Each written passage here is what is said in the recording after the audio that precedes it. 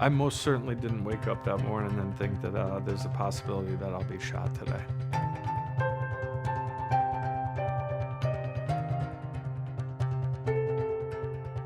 I think it's absolutely necessary to be prepared to deal with an active shooter scenario. We all hope that it would never happen to us, but we have to be prepared if it does happen. It makes you think in ways that as you've grown in your life and your profession that you hoped you'd never have to think about. We need to come into our jobs every day knowing that there is a high risk, it's a high risk environment for injury. You walk into a healthcare facility, it is a microcosm of your own community. We have to start closing some of these environments in a way that keeps the mission of the hospital in mind, but we are also keeping people safe. Many of the things that happen outside of the hospital are going to be magnified in a healthcare facility. The best way to really predict who's going to be violent, who's not, if they happen to be in your environment, is your gut level feeling.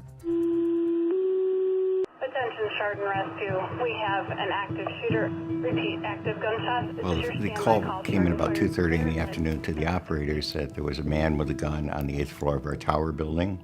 The gentleman was holding a gun on my colleague, and she was frozen.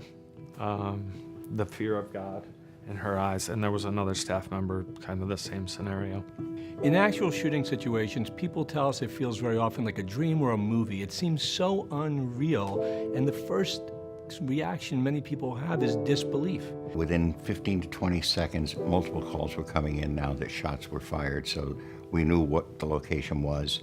We had a supervisor and 2 security officers who were dispatched to the floor. They responded from the first floor of the tower building, and they arrived literally probably within 60 to 75 seconds from the first call. If somebody's holding a gun at you, you don't want to stand facing them with your vital organs exposed. Best to turn sideways. Just turn sideways so your rib cage is smaller that way than it is out here, and you also have your arm to protect yourself. People, when they're faced with these type of situations, and you can talk about it being a moral dilemma, whether you're going to stay with your patient. There'll always be moral and ethical dilemmas in what you're going to do. However, if you know the best thing to do, the best way to make patients safe, to make staff safe, you're more likely to do that. Certainly more likely to do that than if you don't have the training.